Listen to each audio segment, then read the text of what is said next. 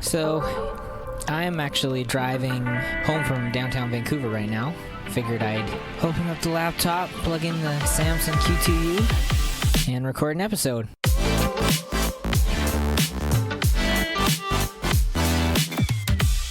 I mentioned on Twitter that I was going to talk about positioning this week. My day job, they actually, this worked out nicely. They didn't have a whole lot of front-end development for me, so they asked me to take a few days off, and they're going to pay me, and then I'll just make up the time later, which is pretty nice of them. So I've been working on Upscribe full-time just for the last week or so, and have been working on repositioning Upscribe from a opt-in form builder, or embeddable opt-in forms for Medium, into an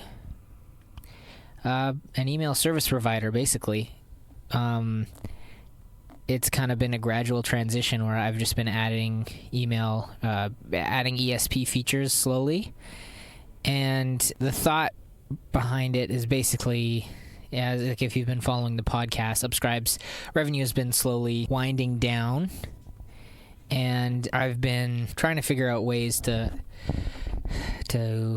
combat that. And so one of them is adding new features and trying to figure out what's going to kind of resonate with the existing customers so that I can pivot Upscribe without completely starting from scratch.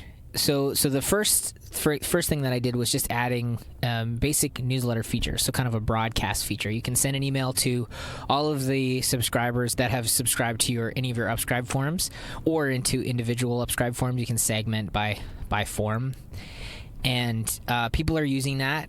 Lots of people have been using that kind of as their main newsletter tool. So that's been pretty cool. So since then, I've added a paid newsletter feature, which was kind of already built in. Basically, you could already add a Stripe payment field to your forms, so people had to pay to subscribe to your newsletter. So that's kind of how I've done that now. And so I've just, on the other side, when you're sending an email, you can select to only send to subscribers that have paid. So that's another feature, which I've had people request, but it doesn't seem like too many people are too pumped on that. So I just sent out an email about that feature and haven't gotten a whole lot of a response. But we'll see over the next few weeks if people start using it or not. Regardless, the goal, like the more important thing right now, is just kind of painting a new picture for people. Like, this is what Upscribe is now. It's not just a form builder for Medium. It's now a tool to build your audience. So I'm going to be building out, at least to start, a wide variety of, hopefully not too wide, variety of features to help you build an audience and communicate with your audience over email and possibly SMS, but we shall see. And so that repositioning part has been what I've been most concerned about. And I've actually gotten a couple of good indicators recently that it's working. So good, kind of complicated indicators. So what happened recently was I had somebody cancel, and they said that they can't afford to pay for an email sending tool right now. And so it was like this, it was disappointing that they canceled, but they called it an email sending tool. So this was kind of really cool. Like my philosophy for product design has been, I'm just going to be as straight up and as simple. I've had really bad experience in the past with tools like Salesforce. Like working for other companies, I've had to set up Salesforce and use Salesforce and tools like that, like more enterprise style. And like, you sign up, and the first thing that happens is they recommend that you go take their online course. And I was like, if you need somebody to take a course to use your software just to get started, like, then you're doing something wrong. And I obviously understand that there are scenarios where you want the versatility, so it's a complex tool, so there's a lot of setup, and so, like, I get that there's cases where you need more learning. It's not as easy as just getting going. But I would say that the default... Oh, police car is driving by. I would say that the default should be intuitive enough that people can get in there and get going, at least with like the core features. And so what I've done is I don't have time to I don't have time to build in product tours or make in-depth videos on how to use new features or how to use certain workflows. Like I have to show people when they log in what I want them to do. And so what I've done is a simple switch from before. The first thing you see when you logged in was the form builder. Like you log in, you go create a form, or you select an existing form and you start working on your forms. Now when you log in, the first thing you see is send an email. And that's been working. People are seeing like, clearly this is what all kinds of emergency vehicles driving by. Do you want to find out what happened? Well, TBD. I will let you know later in this episode, but you got to keep listening to find out. Okay. Anyway, I have no idea. Where was I? So simplifying the product, I'm going to show people what I want them to see. And it's tricky because I have this kind of like conflict now. When you come to the marketing page, the landing page, I'm showing you that you can send emails and you can build forms that are embeddable on Upscribe or on Medium or WordPress or Squarespace. And that's I don't like that I have to do that. Like I don't like that I have more than one call to action on the home page, because I think that that's confusing.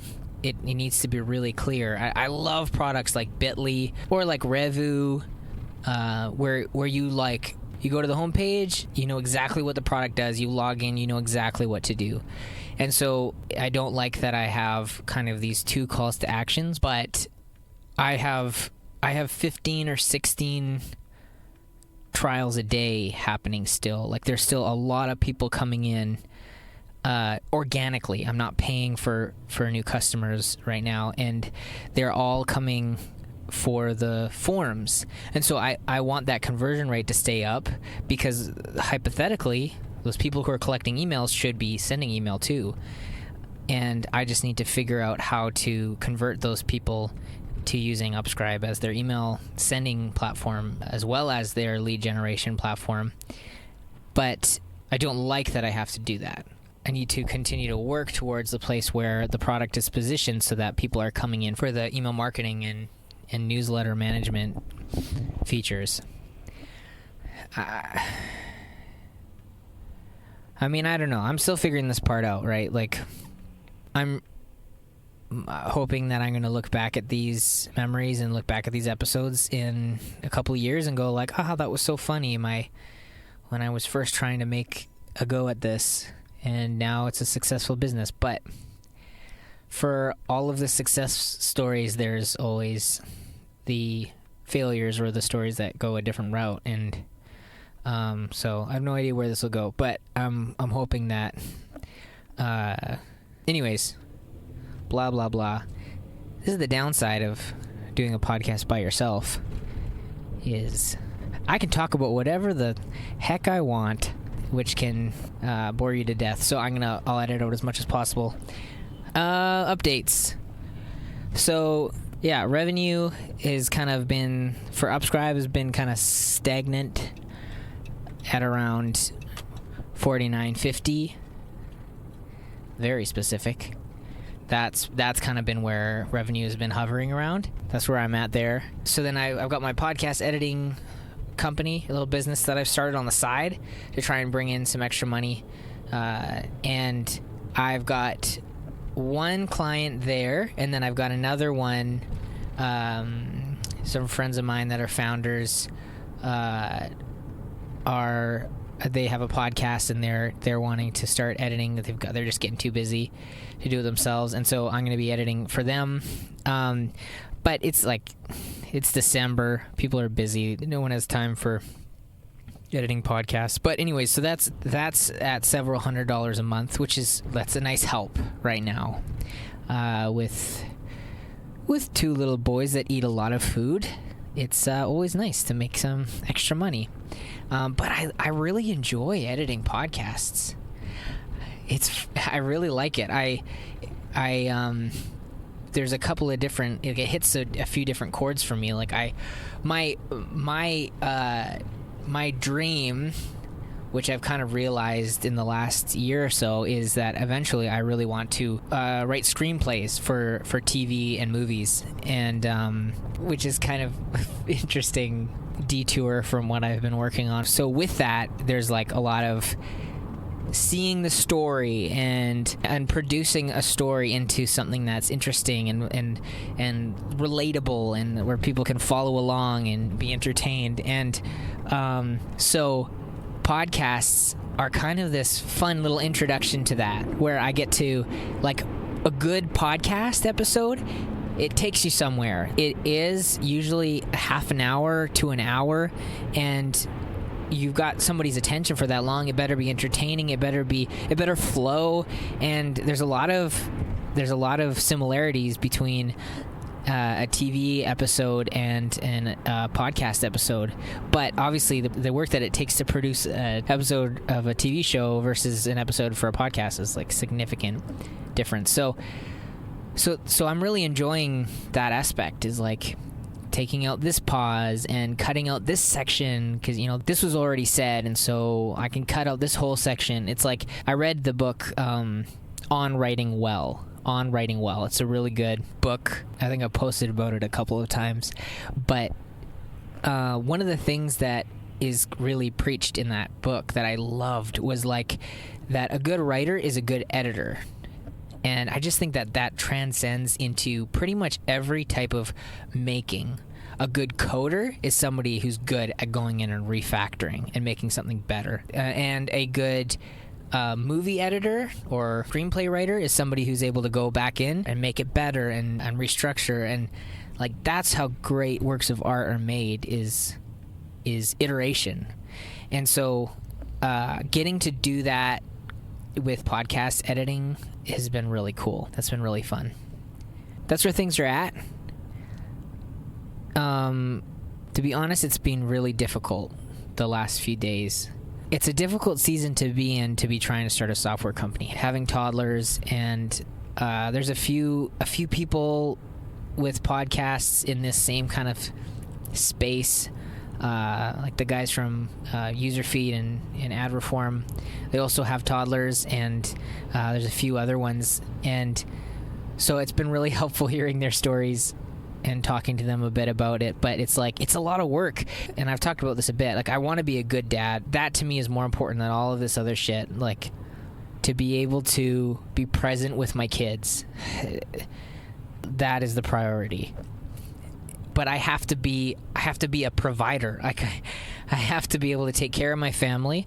I have to be able to have a future for my family, and also, like, looking way too far ahead, a future for me and my wife. Like, in our family, I'm the only one working, making money right now, and so the responsibility is mine to make sure that we have something for the future. And so that's like another added pressure. And so obviously, so all of that's been kind of heavy, and I still feel that the best way for me to do all of this is to run a software company, so that I can have the flexibility to be there for my family. I don't have a ceiling or a limit to how much money I can make, so I can provide for my family and provide for our future. And it's creating and it's making, and so it's something I'm passionate about. So it's definitely what I want to do, but it's a lot of work, and lately it's been really draining with seeing the numbers go down and doing what I feel is the best thing to do, and what I've taken advice from people to be the best thing to do is to salvage these thousands of people that have used the product that I've built and make something for them, rather than trying to start from scratch. But I'm trying to keep reminding myself that, like, if this doesn't work, starting from scratch is not the end of the world. It takes a long time to build a software company. I've been following Transistor.fm, and their story has been so inspiring, and it's been like 2 years barely, and they went from 0 to, I think they're at $40,000 a month now. But I realize that there's more to that than just the 2 years that they've been running. Justin's been investing in this space, in podcasting, and investing in his audience for years and years. He's put blood, sweat, and tears into building that following and building that authority that he has there. And John has been doing the same thing. Like, he knows what he needs to know so that he can carry the development side and the infrastructure side. And it's not because he just like picked up a book and learned it. Like, he's been doing this for a long time. And so I realized that, anyways, all that to say, like, I know that it takes time, even though these success stories seem like they're like overnight. And so I'm doing my best to be patient with my own story, but obviously that's easier said than done. I hope this wasn't boring. I would really love to know if this was helpful. If I need to change it up, I will absolutely do so. I have a few people that I want to talk to on the podcast soon. Corey Haynes from Barometrics, we're going to get on a call soon and just talk about some things I can do to grow revenue at Upscribe, and he's been super helpful, and so we're going to try and do that soon. Startups for the Rest of Us has been doing a series with founders where Rob Walling's just been interviewing founders about their journey, and I've really enjoyed it because there's kind of this back and forth where Rob, with his infinite wisdom from years and years of being in this space, kind of like hints at solutions and is really like mentoring these people in the pleasant way that he does, and it's more than just an interview. Like, it's really like a part of their journey. So I feel like getting on a few calls with people and like using Upscribe as a case study, I think could be really helpful to people that are starting out. So that's that. I'm gonna wrap this up now. Thank you so much for listening. Please tweet at me. Tweet at me? Is that the right term? Can we come up with a better? Why don't you give me a twit? There's just no way to make that sound nice. Send me a message over Twitter and let me know what you think of the podcast and what you think of this episode. That would be great. At Getting to Ramen or at Joshua Anderton. Either would be great. If you are looking for a simple email marketing tool, I would love for you to come try out Upscribe and let me know what you think and let me know what features you need, because right now that's where I'm at. I'm building a bunch of new features. So if you want to be a part of something like that, then cool. Anyways, have a great day. Talk to you soon. Bye. I was going to say love you.